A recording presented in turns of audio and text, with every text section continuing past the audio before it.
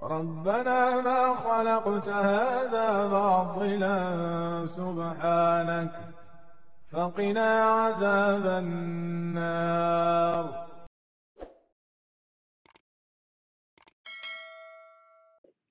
Alhamdulillah. Terima kasih dokter. Ini pertanyaan ketiga dokter.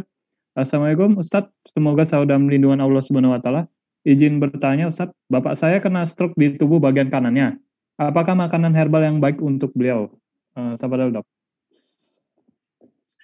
Prinsipnya gini ya. Jadi kalau stroke ya kita tahu bahwa stroke itu penyebabnya adalah pengentalan darah juga bisa. Kemudian stroke juga bisa disebabkan oleh karena masalah dari penyakit lain seperti diabetes gitu kan. Maka cari tahu dulu masalahnya apa dari stroke-nya tadi. Nah, saya berasumsi saja bahwa masalah stroke-nya karena mungkin masalah di pembuluh darah, mungkin pengentalan darah ya. Itu maka yang harus Anda konsumsi atau mungkin diberikan pada orang-orang stroke tentunya benerin perutnya mereka. Benerin perut dengan cara apa? Berikan mereka pola makan yang tinggi serat, ya, sayuran, buah-buahan ya. Tapi kalau bisa memungkinkan itu berikan yang sifatnya organik ya, atau mungkin sayur buah organik. Di jus atau diapain, jangan di jus ya, jangan di jus tapi diberikan makan, dibuat dalam bentuk makanan gitu kan. Entah itu salad ya, atau sup sayur bening gitu seperti itu. Kalaupun nanti mau diberikan dalam bentuk jus tapi jangan di jus tapi dihancurkan saja ya, supaya nanti ada kunyahan di lidah mereka. Itu yang pertama. Lalu yang kedua, kurangi semua protein hewani. Semua protein hewani dikurangi ya. Berapa lama? Saya biasa menyarankan sampai 3 bulan ya. Protein hewan, proteinnya diganti dengan protein nabati, salah satunya kayak alpukat juga bisa. Karbonya diganti dengan karbo yang sehat seperti beras coklat, itu juga bisa, atau brown rice, itu juga bisa. Kemudian untuk pengentalan darahnya misalkan itu bisa diberikan rempah atau rimpang. Ada salah satu resep yang pernah saya tulis juga, itu juga sangat baik untuk diberikan pada orang-orang stroke yang isinya adalah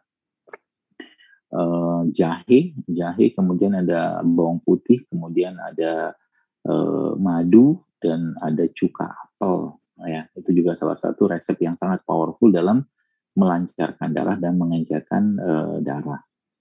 Itu kemudian yang selanjutnya adalah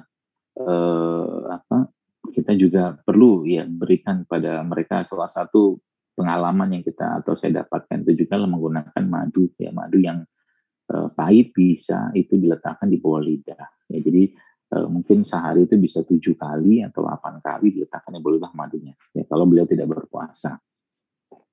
Kemudian yang tidak kalah penting, jadi kalau bicara stroke panjang sekali sebenarnya ya. Kalau misalkan ada kelemahan atau parese di bagian tubuhnya, mungkin di kaki atau tangannya, maka pemijatan atau tusuk jarum itu sangat efektif ya untuk menguatkannya kembali ya.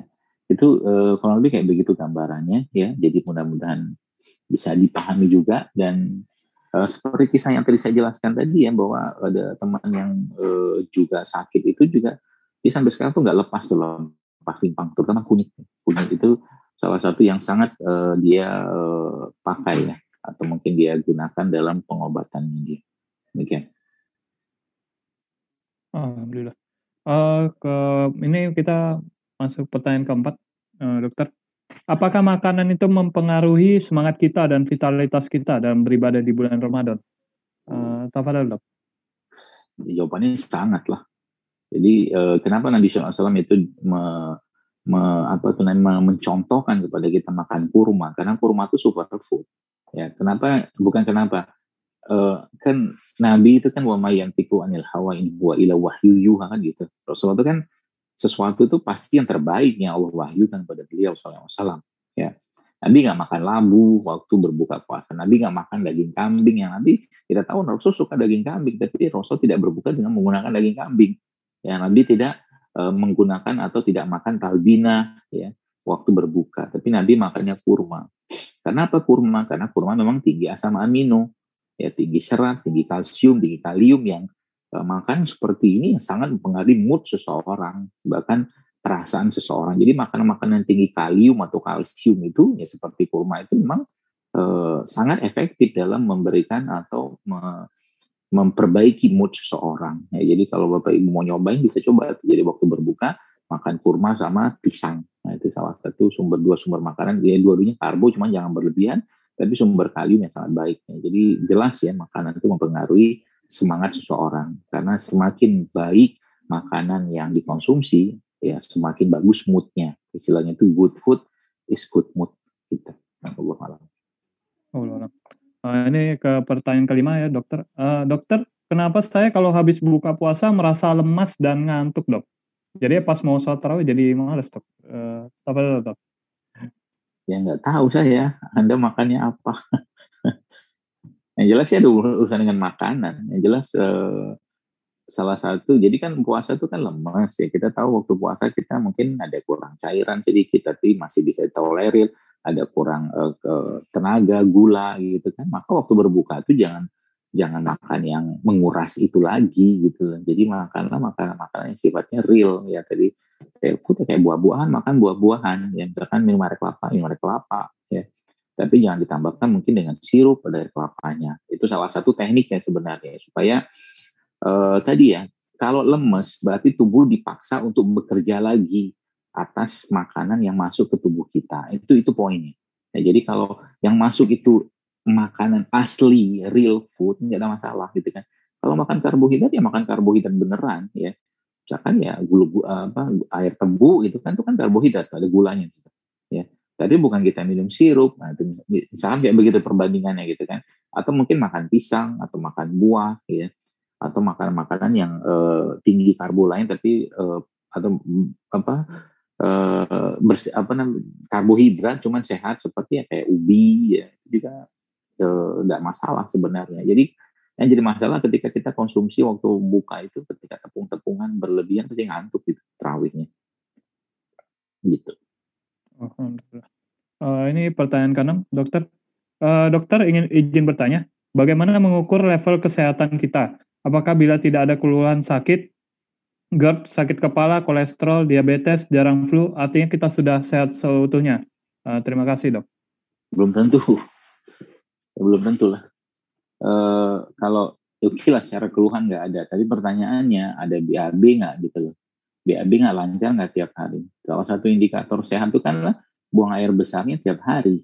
Ya, jadi kalau orang sudah nggak buang air besar tiap hari belum tentu sehat. Ya, tapi dia nggak sakit, tapi tidak sehat gitu kan. Jadi itu salah satu indikatornya. Misalkan tidur juga baik gitu kan, pola tidur juga bagus. Jadi mulai dari pola, jadi sangat-sangat kompleks ya kalau kita bicara tentang indikator kesehatan tersebut ya. Tapi secara umum ya tadi itu ya, BAB-nya, BAK-nya, tidurnya ya, ini dalam kondisi yang normal semua tuh. Misalkan dia tiap hari ada BAB, tiap hari ada BAK-nya, tidurnya normal. Katakanlah normal itu malam-malam nggak bangun bergadang, misalkan kayak begitu, gitu kan. Kemudian moodnya juga tidak bermasalah, berarti stabil moodnya itu salah satu indikatornya. Tapi kalau sudah nggak ada keluhan seperti tadi itu ya sudah, kalau bahasa saya itu udah menang banyak sebenarnya. Karena emang sejatinya ada satu kalimat yang bagus dari salah satu dokter di Amerika itu dikatakan tanda dari kesehatan yang baik itu bukan nggak ada penyakit, tapi kita merasakan vitalitas. Vitalitas itu maksudnya ya tadi keluhan nggak ada, rutinitas atau kewajiban tubuh seperti mungkin dia BAB atau apa tuh lancar gitu kan, maka itu salah satu tanda tubuhnya dalam kondisi yang fit ya, seperti itu. Jadi ya alhamdulillah kalau sudah memang nggak ada keluhan, tapi ya tadi saya mungkin belum nanya itunya gimana, BAB-nya mungkin ya itu mungkin perlu dicari tahu juga. Jadi kalau nggak ada keluhan, tapi umumnya sih setahu saya kalau sudah keluhan nggak ada itu biasanya pembuangan juga lancar. Alhamdulillah. Ini pertanyaan terakhir dokter. Sekarang lagi tren makanan frozen food karena praktis. Bagaimana cara mengolahnya supaya tetap sehat dan tidak membahayakan tubuh? Tafadhol dok. Pertanyaan yang salah lah. Kalau pertanyaannya frozen food ya udah bukan makanan yang sehat. Jadi frozen food boleh kan dimakan, boleh aja, tapi dia bukan jadi solusi untuk hidup sehat. Nggak ada ceritanya. Karena udah dimasuki frozen itu, jadi totally frozen itu kan pasti sudah banyak mengalami pengurangan ya,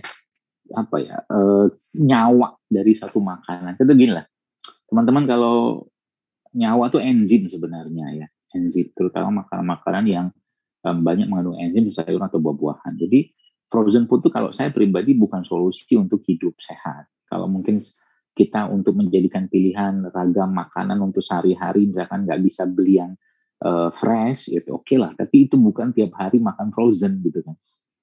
Karena setahu saya ya belum lagi cerita makanannya sudah kehilangan banyak nyawanya tanda kutip. Yang kedua, ketika masuk kulkas kan, kulkas ada bahan kimia juga, freon apa segala macam gitu kan.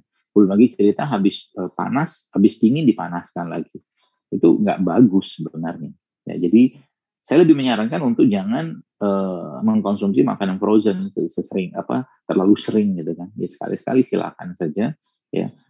Tapi kita lebih banyak mengkonsumsi yang fresh. Demikian. Alhamdulillah. Jazakallahu khairan katsiran Pak Dokter. Sebelum mengakhiri kajian kita hari ini, kami ucapkan terima kasih pada para peserta mengikuti kajian hari ini. Semoga ilmu yang diberikan dapat bermanfaat bagi kita semua dan bernilai ibadah di sisi Allah Subhanahu wa taala. Dan kami mohon maaf apabila ada kekurangan ataupun salah kata dalam kajian ini. Sekian kajian kita hari ini. Mari kita tutup dan doa kafaratul majelis. Subhanakallahumma wa bihamdika asyhadu an la ilaha illa anta astaghfiruka wa atubu ilaik. Wassalamualaikum warahmatullahi wabarakatuh. Alhamdulillah. Barakallahu dokter. شكرتم لأزيدنكم ولئن كفرتم إن عذابي